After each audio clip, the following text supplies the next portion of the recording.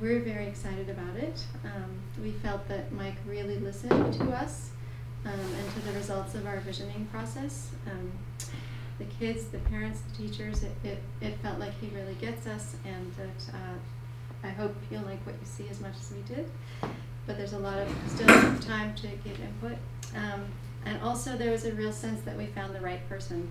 So our project is very complicated because of the soil issues and because of the ways that they offered us to basically mitigate the problem require technical knowledge. So we have a landscape architect, we have somebody who is exclusively a playground designer, also a municipal counselor, so he understands how to work with the city in terms of whatever the city needs from us, and a very creative person who, as I said, I think really gets us. So we're thrilled.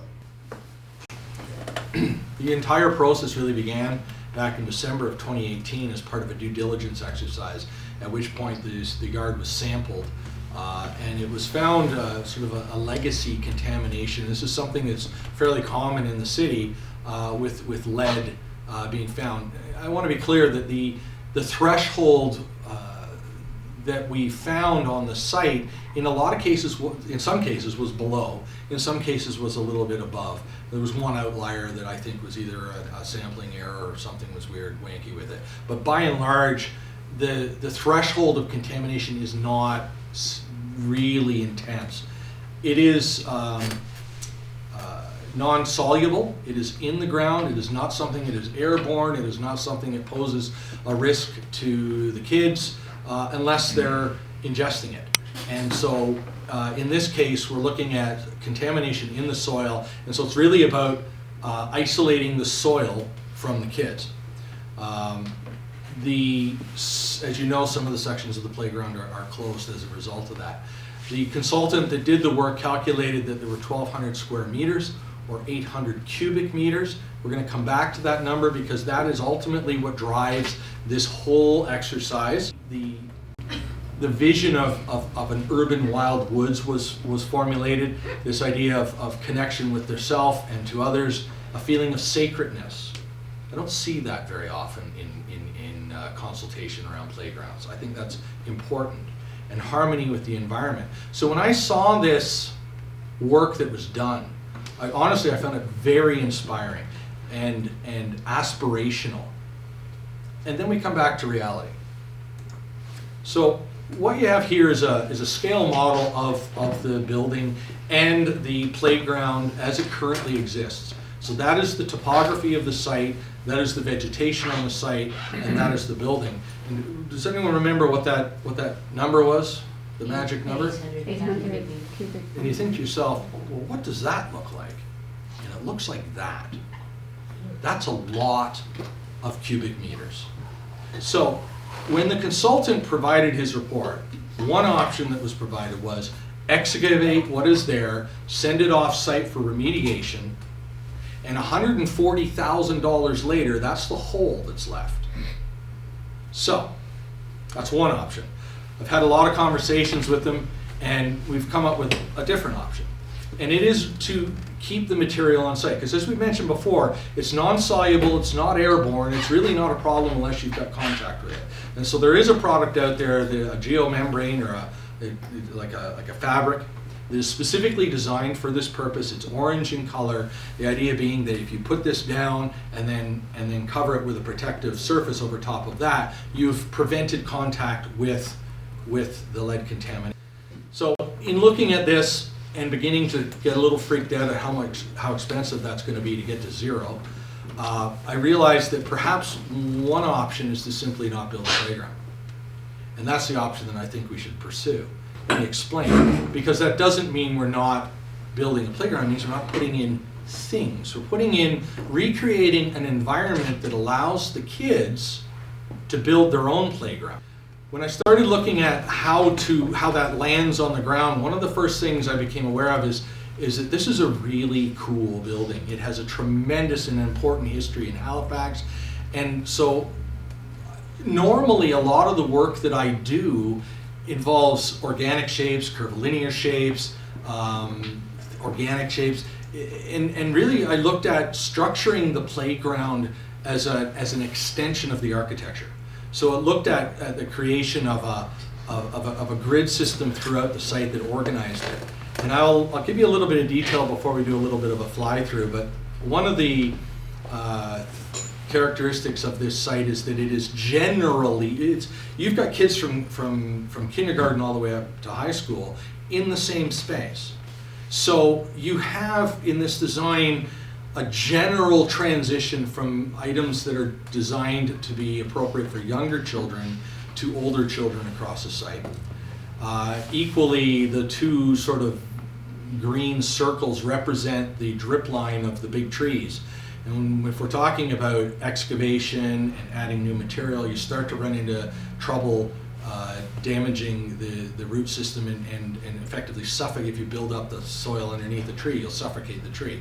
The roots actually need access to oxygen. So that side of the playground really can't be elevated significantly. So there's a high point on the right side and a low point on the left side. So it goes older to younger, there's a high point. The other thing is that there's a bit of a transition from natural to urban.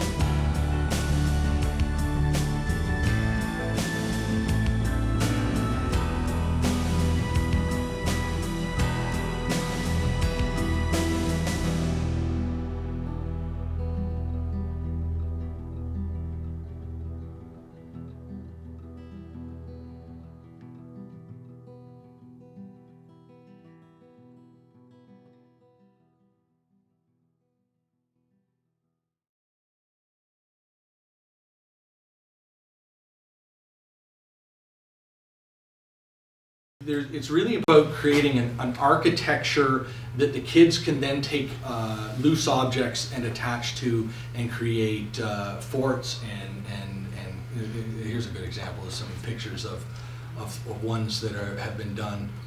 So the idea is that although it is a climbing structure much like at the Needham Park, it's a little bit lower. It's not actually designed necessarily to be a climbing structure, although it can be, as much as it is to create an environment where kids can actually assemble loose objects and natural objects, be them sticks or branches. But one of the things that it allows us to do is to blur the interface between the safety surface and the surrounding area to create a grassland, if you will, a native grassland.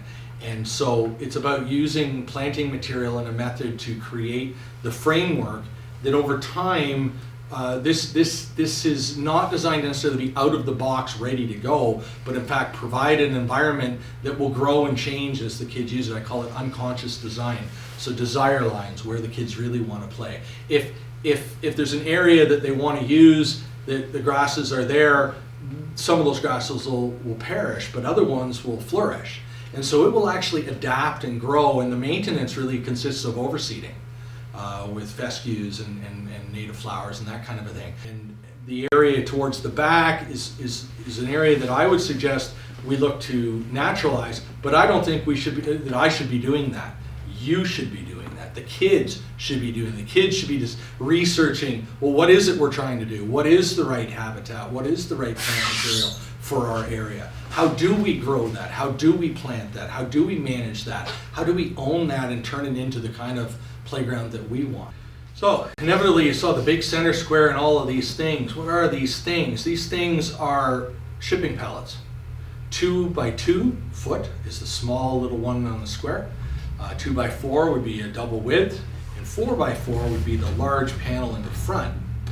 A 4 by 4 panel built in this manner we're looking at different surfacing on the dark brown, but basically it's either a wood surface or I think it's a recycled plastic. We're looking at different options. These items allow us to use that space in infinite number of ways.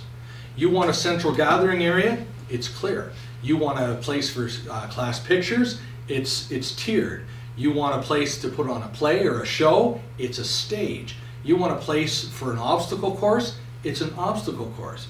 You want a place that is effectively a giant sculpture, it's a giant light. That small 2 by 2, a big kid could probably carry or move it.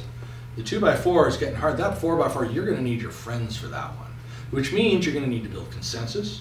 You're going to need to work together. You're going to have to work out the logistics of moving it. Maybe you'll bring in dowels and get smart like the Egyptians did, because it's real tough to move. Or maybe the plastic stuff will slide easier than the wood. Either way, all of this actually requires collaboration. And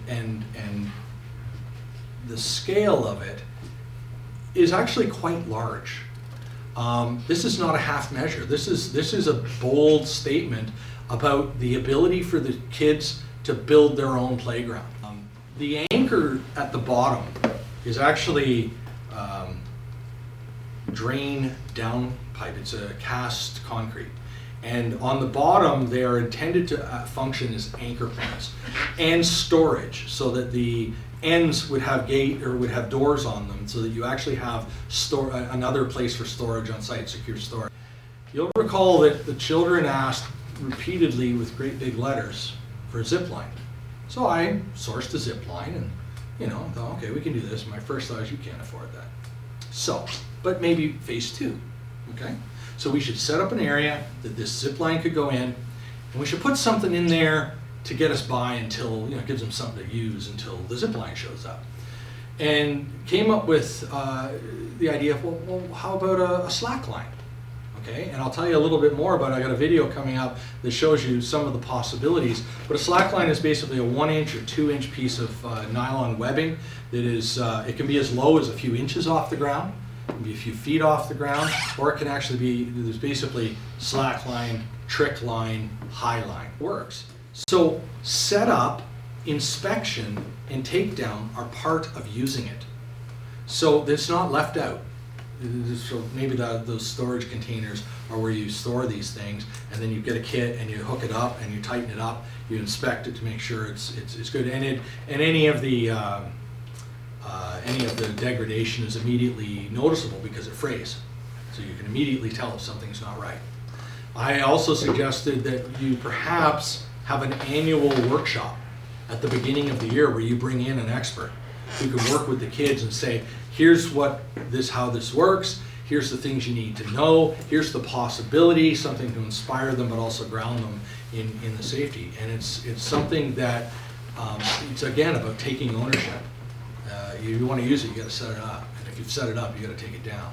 But with fixed attachment points, that's actually pretty quick and easy. Staff, they were also curious about where we could have hanging possibilities, or even, you know, the motion of your hand over hand that you get from a monkey bar. So if these things are in place already, I wanted to look at further whether you have 2 slack lines going with hand and feet, or the possibility to have from the higher line, like the ninja course feature. So one's a bar, one's a hoop, one's a ball, to get that monkey bar hanging action. The high point gives us, there's a couple of details on that are interesting. Looking at 5 peaks, and on each peak is a tree, but each tree is about 10 degrees in. So that when circular, the trees are all kind of slightly leaning in over the center. And what that gives you the ability is that when they're baby trees, they behave like a big tree, and when they're big trees, they behave like one tree. And it also creates that canopy over the central gathering.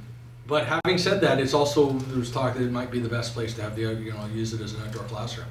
It would also, some of those access ways would be accessible as well. So that if you were in a wheelchair or had a physical disability in some kind, there would be actually ways to access all of these parts. You may have to go around one side, not necessarily straight up, but there would be ways to get up and down on that, because that's an important feature as well. Around the corner is some features that basketball court, skateboarding elements for grinding, for skateboarding, graffiti board, which could be an annual competition in the school as to who gets to design this year's graffiti board. The storage containers that I've suggested in other areas could also be anchors for a half pipe, but my suggestion would be that is not something that I do. That is absolutely something that the kids design and build. The other is this climbing wall, which is in fact a giant drain pipe on end with Swiss cheese holes punched through it. And yes, we would organize the holes in such a way that you could not necessarily have hiding spaces, but in fact the ability to see in. But it becomes the kind of thing that you can climb up and sit in it, jump through it, throw the basketball back and forth through, any number of ways of using management. We have a long road ahead of us, and there are many things that could change how this looks. Right. Everything from feedback to technical considerations to financial considerations to any number of things. So, just recognize that's an important thing to know, and that the next steps are in the process of slowly reining in those wild horses to kind of get something we can build.